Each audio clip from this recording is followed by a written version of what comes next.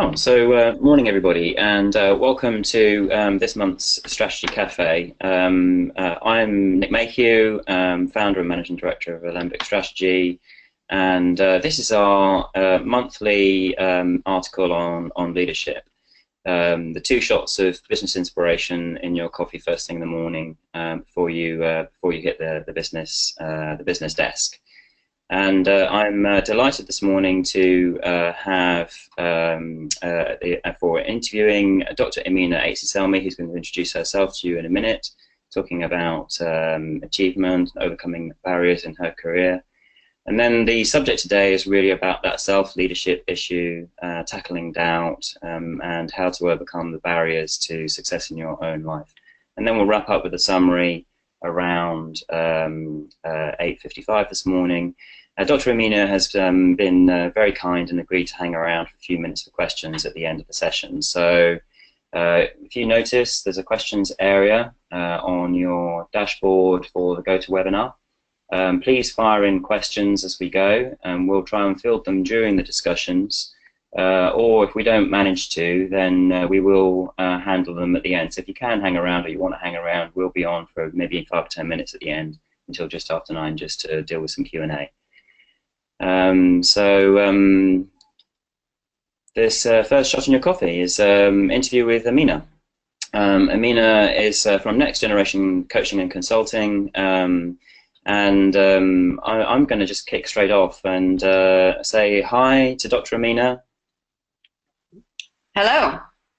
Morning. How are you? I'm very well, thank you. How are you? Yeah, I'm really good. So maybe just say hi to everybody and introduce yourself and tell us a little bit about who you are. Great, yeah, thanks for having me at the Strategy Cafe. Thanks for everybody who's tuned in. So I'm Amina Aitsi-Selmi. I'm a doctor by background. I was a consultant in public health medicine in the NHS and international public health, to be precise. And I'm now an honorary clinical senior lecturer at UCL. And I run my own coaching and consulting practice, helping doctors and high achievers who may be feeling a bit stuck to transform their lives and careers and create something extraordinary. Fabulous. We met at the Little Ship Club in London, didn't we, through our livery company, World Traders, and I think we sat next to each other for an hour or two and just chatting about your background, and I was really intrigued. And since read your article on the subject today, which, by the way, everybody, that's posted up on our website on the Executive Thinking publication in Medium. You can find all sorts of stuff in there. Amina's article is up there, so you can go and have a read of the full article later.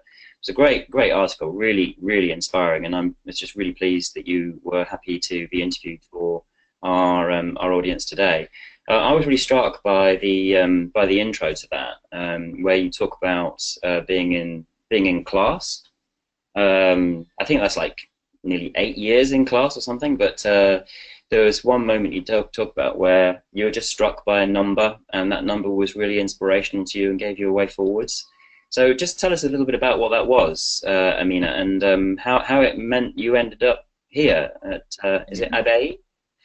Abyei, yes, this is Abyei, South Sudan. Yeah, so believe it or not, this was my dream come true. And so, as you said, it was at medical school, in fact, at Cambridge.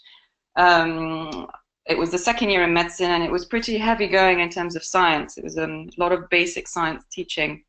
But I became obsessed with public health after a lecture in what was called population science, because I just was struck by the fact that through a single number or statistic like infant mortality rate or maternal mortality rate, you could tell so much about a country and its health system, and more importantly, what you could do to prevent unnecessary deaths by understanding those numbers. So after that, I was on a mission to understand what this thing was, and it turned out to be epidemiology and public health, and was on a mission to make that my job. Yeah, the big dream was to work at international level, work in the places that needed it the most, work with the World Health Organization and organizations that would go to these places. I think it's so compelling when you look at sort of health democracy from a sort of public health point of view, and you start to appreciate really quickly, in a way, how lucky we are in Western health economies, by contrast with other places that don't have that. I mean, can you give us some insight into the gaps in care? Yeah, absolutely. So one of the most shocking things was the inequalities between countries and regions in some of these figures, like maternal mortality and infant mortality. So, for example, maternal mortality, you can get a 200-fold or more difference between a place like South Sudan here and a country in Europe. Life expectancy in the West, you can live to your 70s, and in some sub-Saharan countries, you live to your 40s. So for me, coming from I grew up in a socialist country, that was very striking, and it ignited that sense of social justice.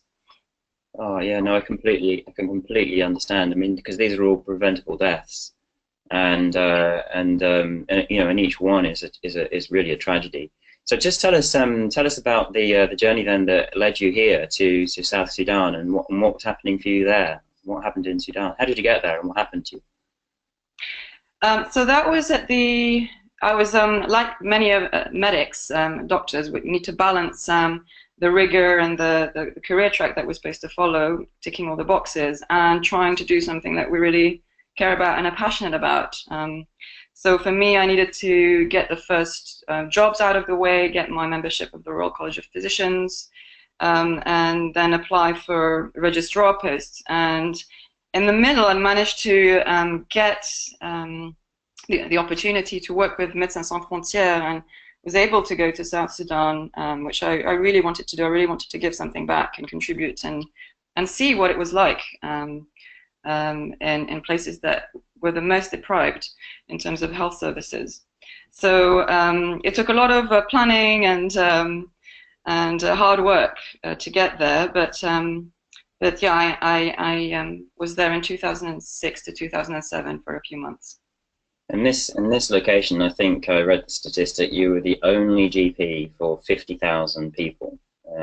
Just give us some insight into what that was like for you. So this was a returnee village in a special zone. So it had a lot of oil, and so it was very contested and very unstable. And there were returnees coming back every day. This was after one of the war periods. And so there were busloads of people coming back every day, and there were about 50,000 people when I arrived, living in very basic conditions. And there was one small facility we called the hospital that was run by MSF, and I was the doctor there.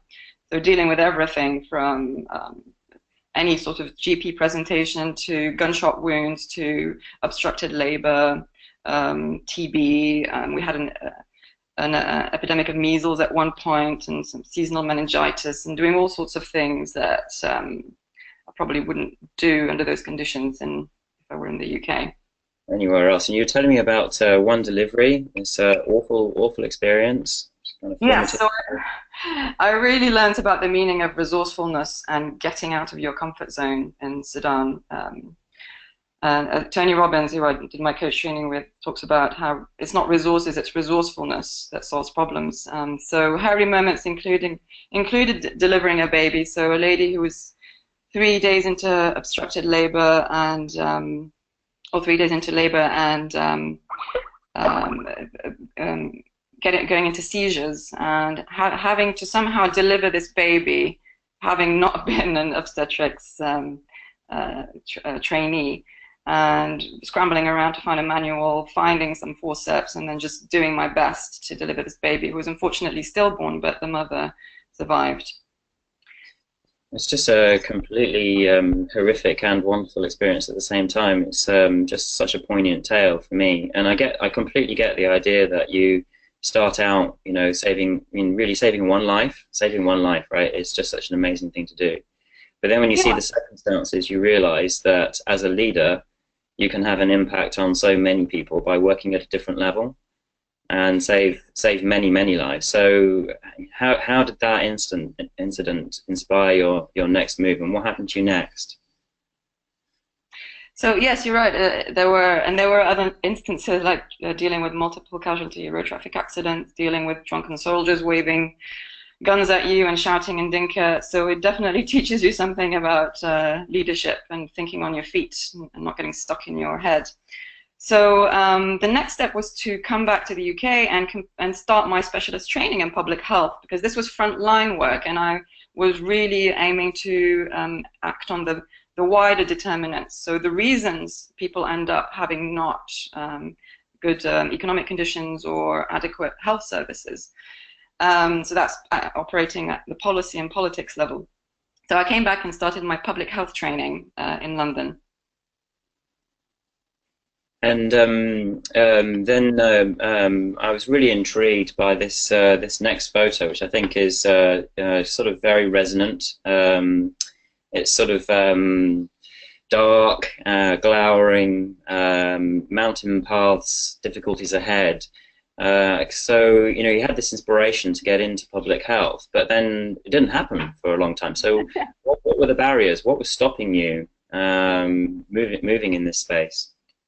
Yeah, so I did progress along the public health training, and I was one of the academic trainees, so it was a great opportunity to dive into some of the issues and spend time in academia doing research. And I had a really important time learning about inequalities and policy and the deeper aspects of public health. But along the way, I got a little bit lost because I realized I wasn't really on the path to international public health anymore. The Health and Social Care Act came into play and disrupted the whole the healthcare system, the health system. Public health was taken out of the NHS, and many of us were a little bit at a loss as to what the next steps would be, because the jobs that we came trained for were sort of being taken away and not available, at least not in the form that we thought they would be. I was doing UK work, local authority work, so as far removed from the international as I could be at one point. And I also realized I didn't want to travel so much because I'd been uprooted so much in my life. I felt that I wanted to be more rooted. So I was very confused, and the authorities that be weren't encouraging in terms of doing international health. I had an opportunity come up out of nowhere saying, why don't you come and work on this project with the United Nations around the Sustainable Development Agenda? And when I asked some of my sort of mentors and the authorities, that I was discouraged from that and told, no, you need to go to a local authority because that's where the work is, and you won't get a job if you go and do this exciting international health stuff. So as you can imagine, I was in quite a bit of turmoil. What do I do? Do I go for the safety? Do I go for the excitement? Do I? And I wasn't sure. And I remember it was a hard period, and I wasn't even sleeping properly. And I'm sure a lot of people can relate to that, because there's a lot happening in the NHS right now. You have this dream, you've had it for years, you've gone through that burning experience of working for Médecins Sans Frontières and in other aspects. You've developed your career towards your dream, and here you are, you're busy, you're a doctor, you're working really hard, you have a day-to-day life, you're still thinking about this, but it's cloudy, it's difficult, and then even when you talk to people that you trust and you want to listen to, they're telling you not to do it, not to pursue your dream. Mm-hmm. And that it's too much of a risk. Yeah, it's that whole risk-taking and getting out of the comfort zone again. So this time, I was at a conference in Alaska, so it was kind of work-related, but then I took an extra week. And to me, it was just an awesome place. It was majestic. It's somewhere I probably would have never gone to if it weren't for related to work. And the awe of it struck something with me, and it connected me to something very deep inside, and it reconnected me to sort of the planet, seeing these glaciers that were melting, and the impact of climate change is real, and we're part of the whole thing. And it was very silent, these really beautiful landscapes, and it just removed it. I think I mentioned before this experience of radical declutter. Right. I love Or- that phrase. So What that does that noise, mean? yeah, so that noise, the background noise, the day-to-day stuff that interferes with some of our deeper intuitions that whisper solutions and sort of give us ideas of a way forward. I could finally hear that again. And it's in the middle of nowhere in a little cabin that I suddenly had this insight that, like, yeah, of course I want to do international health. Of course I'm going to take this opportunity. Why the hell wouldn't I? I mean, who knows what's going to happen next year? So it was so loud and clear. And it was just such a great moment. It was such a relief just to have that clarity. Yeah, it was When we, amazing. when we were talking about this, Amina, I mean, this is just such an awesome photo. I'm guessing here you're pretty high up, and this is in this space where you've gone into the landscape, and this is you know, this is a huge scene in front of us, right? It's a mountain ahead, I think. Yeah, it's Um, Arctic Valley Mountain. Arctic Valley, right? And you talk about the fear that you're experiencing being in this space. Just tell us a little bit about that. So this is before the hut, right? This is as you're just walking. Yeah. So this was what I'd call an embodied experience of a principle. So the idea that when you take a risk to go for something great, something you really want to do, you are going to be faced with fear of the unknown because you won't necessarily know the path forwards. And to a medic, that was very unfamiliar because everything was laid out before me from medical school to the time I became a consultant. And then suddenly I have this dream and I want to follow it and I'm excited about it, but I don't know exactly what's going to happen. And so coming down this mountain and having a bit of a fear of heights, feeling dizzy and feeling stuck at one point, but then having this experience of just put one foot in front of the other. Don't look down, just take one step forward at a time. And really feeling that before I knew it, I was down. I'd come down the mountain, and it was exhilarating and really helped to reconnect me to just to amplify the motivation to pursue what I wanted to do, rather than what I was being told to do or the safe option.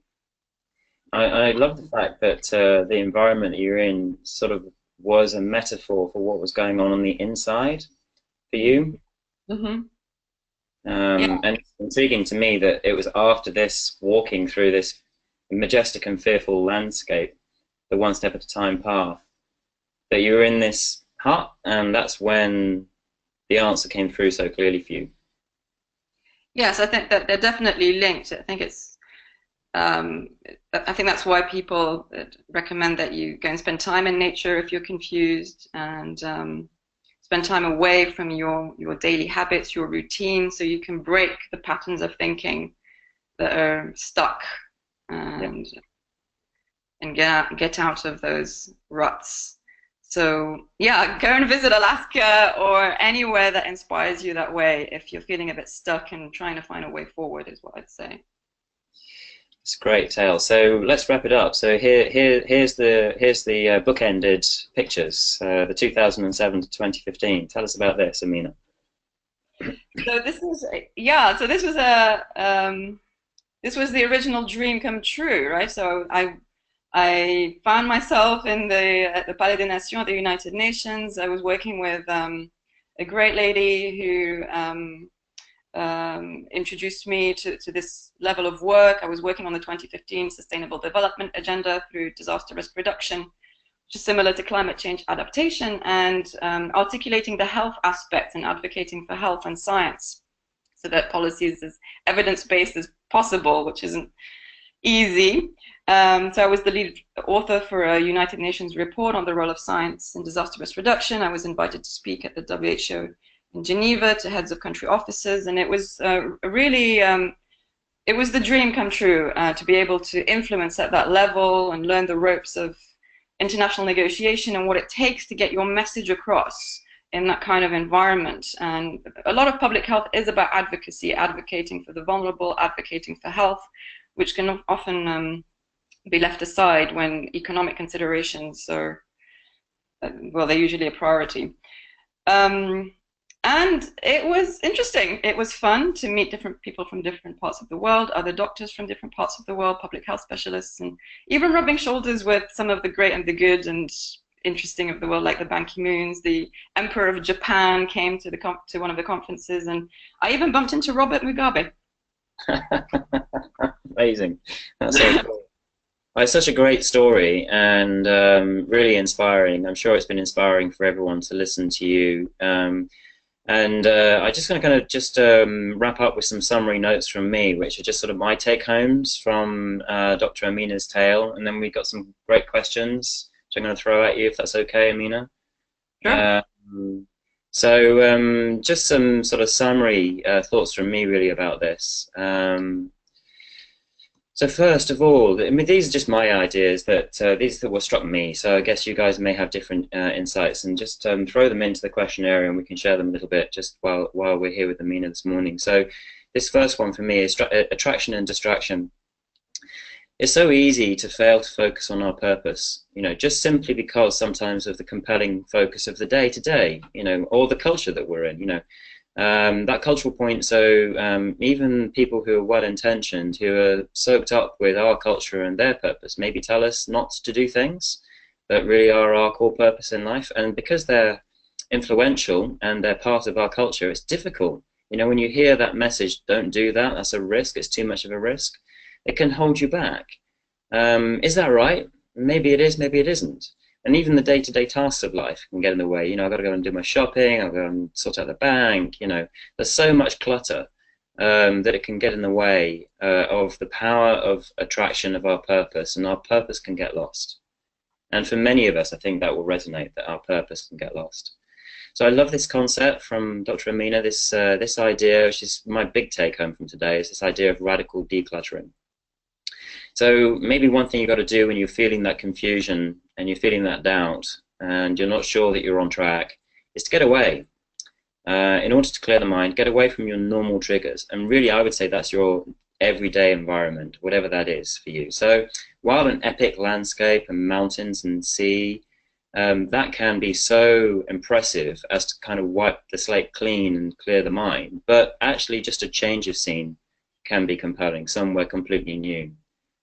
So go somewhere new, spend some time away, and if that's just your annual holiday, give yourself 3 or 4 days, but then have a day of your own walking on your own on your holiday, just to give yourself time to let yourself hear your true purpose come through. So you can do it even just on your normal holiday. And I love this concept of re-engaging with your physical self. So physical activity and challenge can bring you back from the distracting thoughts and back into your own reality. And it can be a metaphor for the change that you need. And I was really struck by that story from Dr. Amina. The fear of heights, the fear of the mountain path, being an echo of a fear of her taking a step into a life not yet trodden. And her overcoming that fear, step by step, was a metaphor for her soul's rediscovery of her true journey. And then you've got to allow time. There's a lot of noise. So instincts and feelings need to turn into thoughts. So they start off with just a feeling on the inside, and that doubt that you've got is a signal. Something must be dealt with. Your insides are telling you. So often our deeper voices, our deeper wishes are expressed in ways we can't initially voice with words, and we need that space and time to connect to them, and then we will hear them. Our subconscious selves are trying to get in touch, and you can pretty much guarantee that they will get in touch. And so just final points from me, really. The juice of life lies outside of the comfort zone. So we all need certainty, and we all need security. Everyone needs that. But we also all need variety. And of course, the greatest callings are for significance or for growth. And these forces can be contradictory. And any resolution of that contradiction can only come through experiencing some discomfort, which requires courage and it requires space. But that's where change happens. And for me, that's the essence of self-leadership, is to give yourself the space, push yourself through some discomfort, take courage by the, grasp your courage and walk forward step by step. And you will hear the inner voice and reconnect. So just question from me is, what's the one thing you're going to act on from today's workshop? Now, it's 8:54, so we're kind of wrapping up, but I'm going to take some questions, and you're all welcome to stay on. We've got some great questions fired in from the audience here. So one for you, Amina.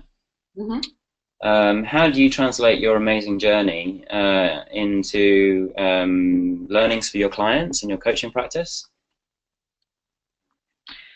That's a great question. I use it as examples to draw on when clients are stuck, mainly, I think, because it's easy to feel alone on the journey and think it's just you and there's something wrong with you and you're missing something to be successful. And it's not true. We all have the same experiences. The experiences I went through are universal in their potential, but we, like you said, we need a little bit of discomfort to be able to tap into the juicy stuff. Yeah. Again, great question from Richard Gray. Morning, Richard. So, what are your daily habits practice that keeps you in that that away from distractions?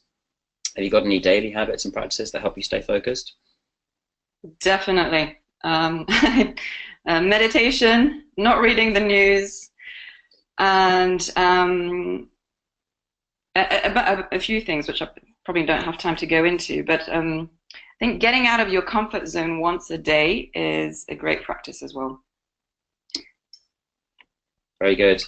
We got a question from a surgical trainee who's been watching today. Just any scope for participation in public health practice in the UK or abroad, or any advice or appropriate steps to take? Amina, is that one that we could take privately and I could connect you to? Sure. So wonderful. So question from me. So in the end, what it's just different stresses. I get the stress of some of the situations you had when you were in Sudan, and then the stress also of being on the wrong path. Can you reflect on that? Which was more stressful? Is that a stupid question? It's just different? No, I think one is a physical stress and the other is an existential stress. So one was about my life being at risk and other people's lives being at risk, and in Alaska it was dealing with those existential issues, I'd say, and coming to and resolving them. I completely relate to the latter one. Becoming who we are here at Alembic. There's a long period of journey in life where not on the right track, and just feeling the pull to get back into the right space.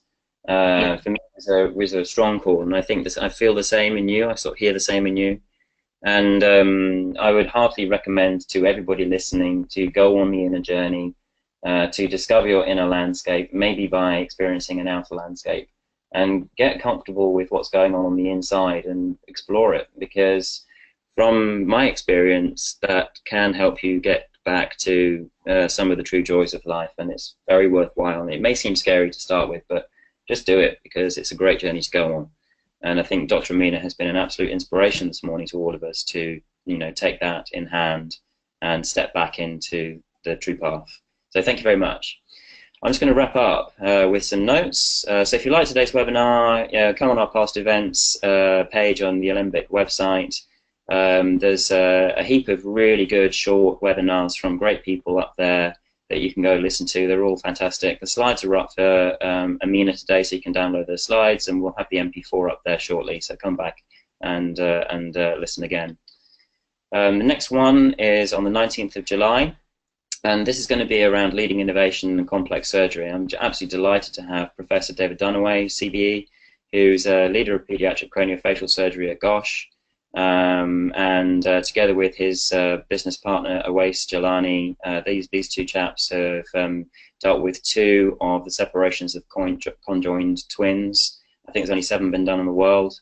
So they're a world-leading neurosurgery team, and just really interesting tale of 20, 30 years of innovation and teamwork and leadership at the top in surgery. Just really interesting tale. So register for that. You can go on the website and register for that right now. So that's the 19th of July, and then on August the 17th, we're going to do a Strategy Cafe reversal. Some people have said that they want to interview me with my thoughts on future leadership. So as it's holiday zone, I thought, fine, we'll do that. Maybe one or two of you will listen in. And then in September, just a note, we'll have our next Leader Forum for directors, and there'll be the launch of our Executive Leaders Forum. So this is specifically designed as a learning and networking space for senior execs with major leadership responsibilities. People who are out there not running a company but running a major function and looking for a place to come to find personal change and help with their leadership. So that's coming up in September. Look out for the invitations for that. So thank you very much for listening. I hope you have a great day. Thank you.